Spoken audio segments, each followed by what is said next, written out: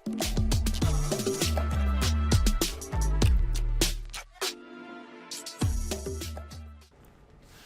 everyone, welcome back to another episode of Pro Dealer Secrets, and today we're going to talk about my rules when I buy cars at the auction. You know, what I look at, what I, kind of the boundaries I restrict myself to, and how you can apply that. And in addition, at the end of the video, I'm going to give you access to what I call my do not buy list, and this is going to be a resource that saves you probably $10,000 more in losses. It's going to save you a lot of headache, definitely very valuable there. So first we'll jump right into it. Now to give you an overview, with my dealership, we specialize in cars that are $3,000 to $6,000, and it's called Ocean Auto Sales in Oklahoma. And we've got the most reviews in the entire state for a used car dealer. We're a pretty big deal. We sell 50, 60 cars a month, and I'm teaching you how to do that, or at least how to do better than what you're doing. Everybody can improve in some way, and that's the same for us. Now, I'll just kind of give you a rundown of the kind of inventory we carry. Like I said, we carry $3,000 to $6,000. That's the inventory price. There's a few above that, but 80 to 90% of our cars are in that price range.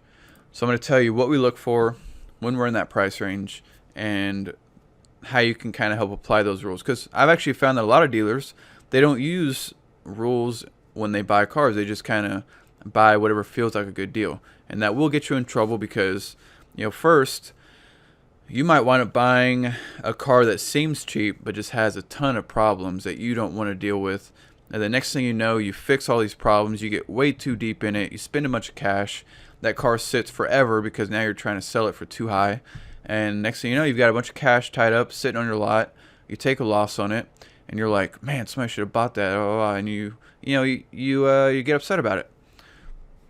So what we're going to do is I'm actually going to give you the rundown of what I look at, what I do, and what I'm thinking when I'm actually bidding on these cars. So first, I'm typically always looking to bid in the price range of $1,600 to $4,000. Now specifically, why $1,600? That's because one of the auctions I go to, they don't just have a green and red light system. They have a green, yellow, and red light. The green light is full ride and drive. The yellow light is a transmission guarantee. So they don't guarantee the engine, but they guarantee the transmission and the drivetrain, like the the 4x4, that kind of thing, the rear end. So, but if I buy a car under $1,600, it's an automatic red light. So all cars that are $1,600 and up, they are eligible for the yellow light. But if it goes under that price, it's an automatic red light no matter what it is. So my rule is I don't bid under that price unless I'm willing to take that risk. For example, I bought a '99 Suburban for $500 yesterday, but before the auction, I checked it, I started it, I made sure everything was solid, so I felt comfortable, buying that. And just as much as you should be aware of overpaying, you should be aware of underpaying.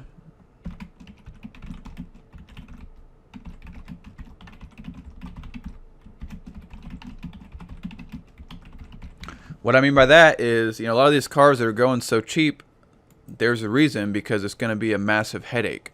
It's much better to pay a little more for a car that's solid, ready to sell, because if you buy a car for $1,000 and you got to spend 2 weeks fixing all the crap on it, versus if you buy a car for $1,600 and it's ready to sell a day later, that car might sell before the other car is even done, even though you paid less and you think you're going to make more money.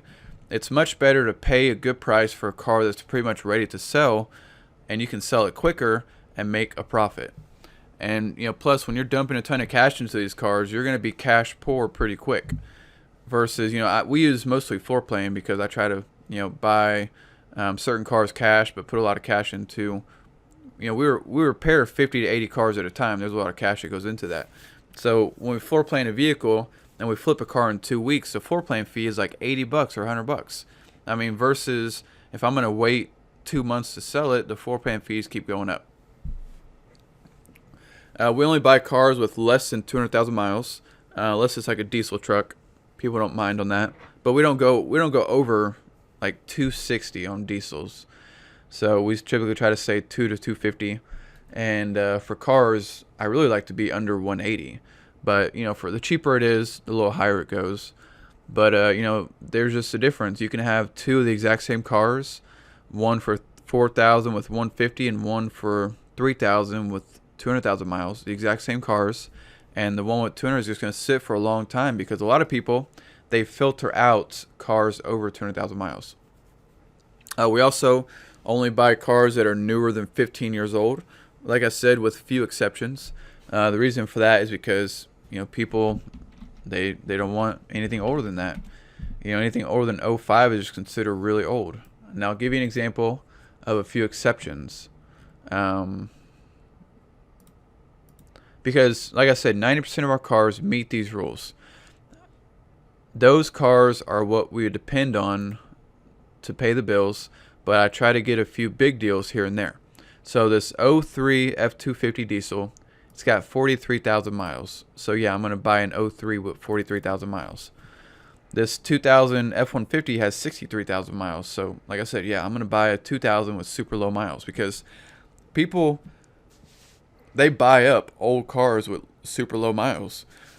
If you got like a 2000 Ford Taurus with 30,000 miles, that car is going to sell for 3,000 to 4,000. Even though it's older, when somebody sees it, it's just going to be like, wow, I can't believe it's so low. Here's an '04 F-150, with 102,000 miles. So, we buy stuff like that. And this '01 Jeep, it's low miles, four-wheel drive. So that's an example. But for the most part, like I said, unless it's got super low miles, we stick in that price range. And that year range, I mean. I don't buy cars that have engine or warning lights just because when I cut out buying cars with engine lights, my headaches went down dramatically. Like the repairs went down, our average repair per vehicle cost went down just because, I mean, sure, it can be something simple or nothing, but also it's probably a chance it could be something like your cam timing issues, your transmission issues, all that stuff. Especially the newer the cars get, the more likely it is that it's an expensive repair. Now, the exceptions I make to this rule are if I've checked it. So when I get there to the auction early, if there's a car that I think is going to be a good deal and it's got an engine light on, I always take my code scanner and I'll check them. And while I'm at the auction, I'll make notes on my app. So this is the phone app I use, AutoNeek, and this is what it looks like on your phone, exactly the same, because it's responsive or whatever. And I'll if I buy a car, I'll give you an example. I'll scan it, I'll scan the VIN number, and I'll make a note of right here. So it's 2011 XC90. I bought this car, and I checked it before the auction. It had an EVAP code. No big deal. It's like P0420. So I bought it. Cleared the codes. They have not come back on since we bought it, and got a good deal on it. Actually, I bought this car for $2,800 or $2,900, and we're gonna sell it for $45,000. But I think a lot of people are scared because it's a Volvo. It's got an engine code on. They're not gonna bid a lot. But before the auction, I checked it. I made a note, and I'm gonna make $1,500 on this car as a result of that. Because I wouldn't have bid that much if I didn't know what the engine light was. It's a risk. So if you add that rule to your buying, it's going to make a huge difference. And then here are the profits that we try to make on the different price ranges. If it's a car under 3,000, we try to make $800, and that doesn't sound like a lot, but when you take $800 divided by 3,000, that's a 27% profit margin. That's definitely a good profit margin to be at. And even better, if you have $2,200 in it, and you make $800 on $2,200 cost, I mean, that's a 36% return on cash. If it's a $3,000 to $4,000 car, we try to make $1,000 profit. If it's a $5,000 to $6,000, we try to make more than $1,200. And if it's over $6,000, we try to make more than $1,500. And then if it's over $10,000, we try to make more than $2,000 profit. So to give you an example, my cost on this one is $9,500. So I'm hoping for that one big smack and be awesome. Our cost on this one is $4,200. No, $44. So we're trying to make 17 to 15, or yeah, 27 to 25. Our cost on this one is $3,200. This was just a smoking deal. I bought it at the auction. It had an engine light on for something simple, but it was fixed easy. People buy these Jags with low miles. Like our cost on this Malibu is $3,700. So we're trying to make that $1,300. Our cost on this is close to 4, but at 55, we're trying to make 15. And then our cost on this $3,700 car, this one I think is $2,700, I think. So as you can see, our cost determines the price pretty much. And then lastly, I'm going to introduce you to my do not buy list. This is an amazing resource. This is just from my experience, all the different cars I bought and lost money on. 'Cause I went through my entire history of cars that I've lost money on and why I lost money, and I added it to this list. So this is something, just go to the link down below. You can download it. And a little bit of an intro here. These are a lot of the different cars that you do not want to touch, especially any car with a blinking engine light. It's a bad misfire, blah, blah, blah. We'll go over. And these are actually a lot of cars, too, that are listed on... If you go look at like a car warranty company and you look at the cars that they do not cover, you'll see a lot of these.